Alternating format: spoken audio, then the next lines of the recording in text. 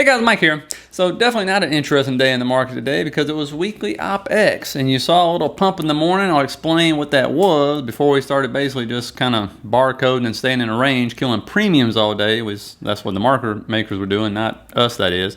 But you did see a pop at Apple, and I'll explain why, because we had more news come out today about this so-called ban in China and them extending it and they're expanding it out and stuff like that. So we'll go over that. We'll also talk about Tesla because it's something you need to see on the chart, and that one for sure. I'll definitely be asking you a question about Microsoft because there's something on that one I'm noticing and what I think is actually happening for sure. But I will definitely start off with this. Man, I don't know. Obviously, I haven't really seen anything like this in my lifetime in a way. But boy, the real estate market, it's a mess. And I want to show you this cycle. It's called the 18-year cycle. I want you to tell me where we're at, and also watch for something in the job market here, okay? When it comes to wages, we talked about this like last year. This was starting to happen, and now it's starting to happen. And if you look right here, obviously nobody's buying homes, right? The NBA U.S. Purchase Index, this makes up all the applications for single-family homes. Hadn't been this low since like 1995. So again, we keep setting a new low, keep going back many years. We were in the early 2000s, and now we're back to the 90s, okay? You look at year-over-year growth in investor purchases. Well, that's completely fallen off a cliff. This was 2006, 2008. Look where we're at now. Completely falling off a cliff because why? I mean, why in the world would you be buying if you're an investor right now, especially if you're trying to rent the property? Because with rates and prices, I don't know how you're cash flowing positive on that at all, for sure. And so I think a lot of people on the sidelines, and they definitely will inflow in. But the one thing we're definitely becoming is a renter's nation. Look at one thing. Home builders may be slowing the pace of home building, but not apartment complexes, baby. And these are 50-plus unit buildings here. And you can see that's the projection right there, highest it's ever been. And we already had it in 20 right there, 2020 or 2021. And you can see the increase in what they're doing with apartments now. And so no doubt we will definitely become a renter's nation if we're not already there right now. And a lot of people, of course, will be forced into apartments because they can't afford these houses.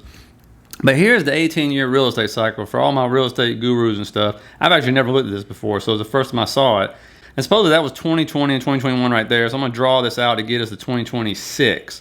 And so you let me know, where do you think we're at? You think we're right here in the second expansion phase? Is that why Warren Buffett put that money into these builders? Is that what's happening? So what part of this do you think we're in? And obviously, if we hit 2026, it's going to be a big drop.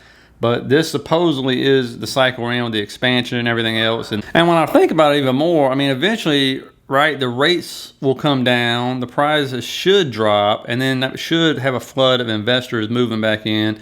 And of course, people want to buy homes. They don't want to rent apartments for $2,000 to $3,000 a month. And so it would make sense. So I don't know, just let me know on the bottom what you think. And I got to ask my Canadian friends, is this actually true? This is like real house prices. And here's Canada. Here's Britain. Here's the U.S., France, everything. And I mean, you guys are way up there. And I've heard these stories from you guys who watch the channel. And we got some members from Canada.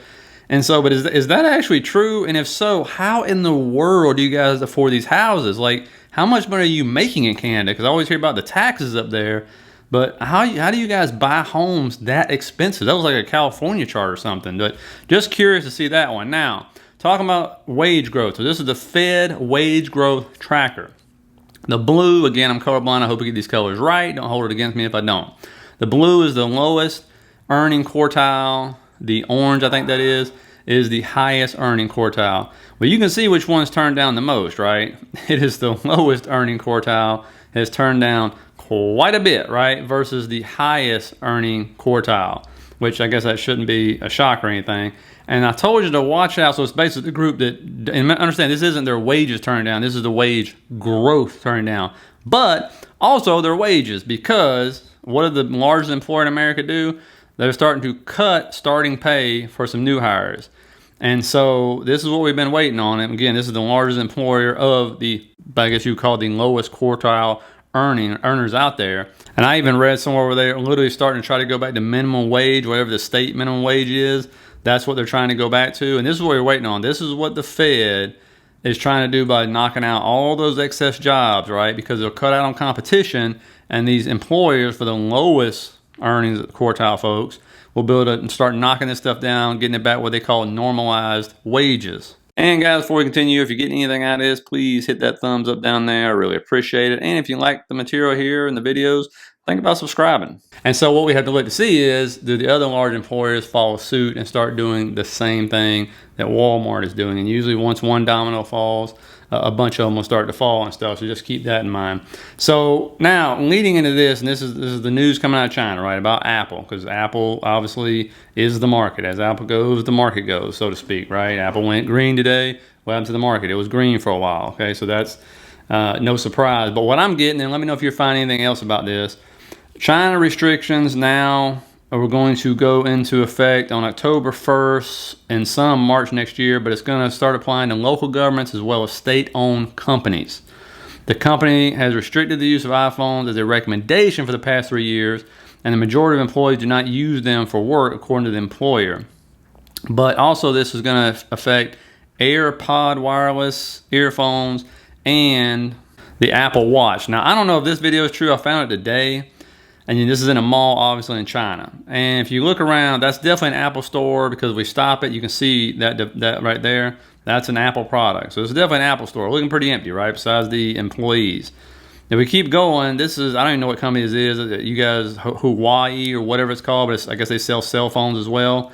And it looks pretty busy. And then they go back to the iPhone store, and, of course, it looks empty, as you can see in there. So, again, I don't know if this video is true. It just popped up today. And so I don't live in China. It's hard to get true news coming out of China.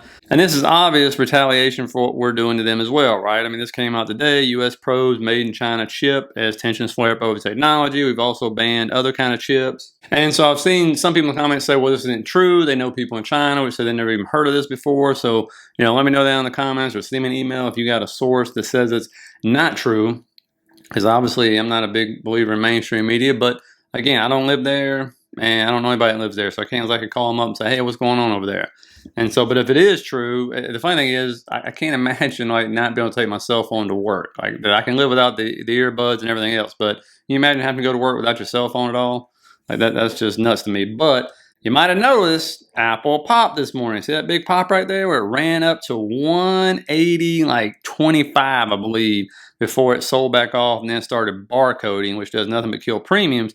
Well, the reason this happened was because yesterday, the most active calls out there were 180 calls for Apple. So look at that right there. So they ran it up into the money, sold immediately because it's expiring today. And so obviously Theta is a son of a gun for those. And so it's amazing how that works. Now, if you look at the hourly, again, technically and stuff, we bring out the moving averages, got close to that 100 moving average, but again, got rejected, started selling off because people are cashing out millions in 180 calls and stuff. But again, if it can hold this area, that's fine. What I'm curious about is how much this news will affect it for real, or if it's just going to be FUD and people don't care. Or are people actually taking their money from Apple and going into Microsoft? Because Microsoft is quietly having green days while a lot of other stocks are having red days. Now, of course, it's still having problems. That 50 is trying to get above it. But I'd be curious to see if they're starting to think, well, maybe Microsoft's a safer bet. Because as I'll talk about in tomorrow's video, I mean, Apple is the largest private employer in China, which makes no sense for them to try to come after Apple. But also 17% of Apple's earnings, almost 20% actually, come from China. And so, I haven't looked into Microsoft yet, so I have to see as far as what their percentage of revenue is, but it would make sense. But again, it doesn't make sense for China to try to do this to Apple since they are their largest private employer, which, I mean, doesn't make any sense. So it wouldn't surprise me if maybe it's not true, right? We've seen some of this before. Now, Tesla, definitely some things to watch out here for. Remember that 50 moving average we keep talking about? 1, 2, 3 times. Rejected the throw! That's right. And you can see how many times, I mean, that 50, boy, going back to the last part of August here, has been brutal for Tesla, right? I mean, it is really, really struggling in that area to get above this. And one thing to look out for with Tesla here is this pennant formation it is in right now. As you can see, a lot of people are expecting this to break up, obviously. And again, if it can get above this 50 moving average, that level right there, and break out this pennant, you could see absolutely an explosive move in Tesla, right? We've seen it before. But, this is the thing. You've seen how many times it got rejected. And so, again, when you start bumping up against resistance that many times, it becomes a brick wall. But you can see right here what I'm talking about. If it breaks above it, breaks out its pennant, it could absolutely have an explosive move up. Again, it could also break down, and then we go into filling that gap down there. So, we'll see what happens come Monday next week. We got a lot of stuff going on. You'll hear about Sunday's video. NVIDIA is interesting because obviously the news out about the CEO selling just millions of dollars worth of shares. I mean, that guy is mega rich now. But you can see it bounce off the 50. It's trying to hold that 50. It's trying to hold that support. If it does not, look at 428 to 430. Fill that gap right there to happen. Obviously, we've talked about the divergence on the RSI and the MACD. Maybe it's finally starting to play out. Maybe it's finally starting to lose a little steam. Maybe they're rotating money out. We'll have to find out and stuff on that one. AMD, of course, I thought it'd be this week, but it's got to be next week. We got to find out where this is going because it came up again, got rejected off the 50, off that trend line. That 110 area is major, major, major. And I'm going to pull these demand areas or supply areas forward here. But it's major resistance. And so if we hit this, I want to see what happens when we hit this trend line because we hadn't been below that trend line since the beginning of 2023. And so if that breaks, we're definitely going to 102 and then we're going to 97. All right. But again, if we break up, we start getting some bullishness off the data coming out next week, which we'll talk about Sunday and stuff, then obviously we could finally break 110, have a nice explosive move up. A lot of the stocks are, basically in these positions. Here's BABA, same thing, right? It's sitting here and it got saved again by that trend line. The 100 moving average was there. The demand zone was there, but it's hanging on by a thread. And we've seen it multiple times do this and have these explosive moves up. So just keep that in mind. Now, as far as rotation, you can see what the winner's been. This is a month out. It's energy. Everything else is flat or really negative, right? And if we go to 5 days, just what happened in the last week, you can see what is green. It's pretty obvious. It's energy. So energy, those oil stocks and stuff moving up while everything else is absolutely in the negative as far as the sectors are concerned. The good news is when you look at this, I don't see on there over the last even month is a lot of rotation into utilities or healthcare, those kind of defensive sectors you'd be looking for if you're expecting a major pullback, right? And so, again, we'll keep an eye on that. We'll talk about Sunday. We're going to set it up. We're going to talk about the dollar. I think there's something going on there that people need to be very aware of. We'll set everything else up with some, the news in the banks is mind-boggling. When I show you this data Sunday, it's like, it's obviously why they're still standing because the Fed is their daddy. But if it wasn't for the Fed, man, I mean, you want to talk about an implosion of a lot of banks, it would be incredible. And I show it to you. It's just the fact that our financial markets or our banking system is in this mess. It's still mind-boggling to me. I know I should be able to wrap my brain around after 08, but it's a shame. It's really sad is what it is. And it really shows you that if something bad really happens, like a real black swan event, our banking system, boy, I mean, it's not good. It's not a good thing. So again, I'll show that to you Sunday as well. We'll get set up for the week tomorrow.